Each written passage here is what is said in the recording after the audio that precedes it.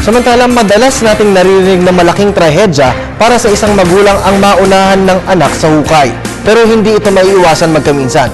Kung ang anak ay maiiwan ng kayamanan pero siya ay hindi lehitimong supling, ano ang karapatan ng magulang na mang-iwan sa kanya para magmana ng bahagi ng kanyang ipapamana? Yan ang sasagutin ni Atty. JJ Atienza sa Bisig ng Batas. Si John at Luisa ay parehong overseas Filipino workers sa Singapore. Matagal na silang nagsasama sa iisang higit ng 5 taon. Nang sila'y umuwi sa Pilipinas noong 1 taon, sila ay kinasal ng kanilang pastor.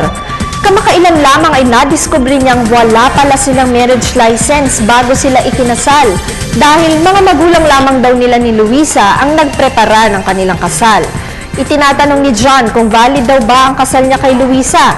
Maaari daw ba niyang gamiting dahilan ito upang ipaanal ang kanilang kasal?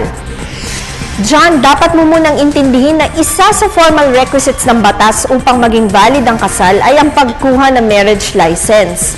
Ayon sa Article 4 ng Family Code, kung wala ito ay walang bisa ang kasal. Subalit, ayon din sa nasabing batas o sa Article 34 ng Family Code, hindi na kinakailangan ng marriage license at valid ang kasal kung ang dalawang taong walang asawa o pananagutan ay nagsasama na ng 5 taon o higit pa at ikinasal lamang ng walang marriage license. Dito maituturing na valid ang kanilang kasal.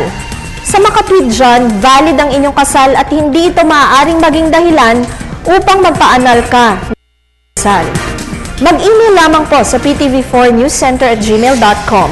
Ito po si Atty. JJ Jimeno Atienza, ang inyong bisig ng batas.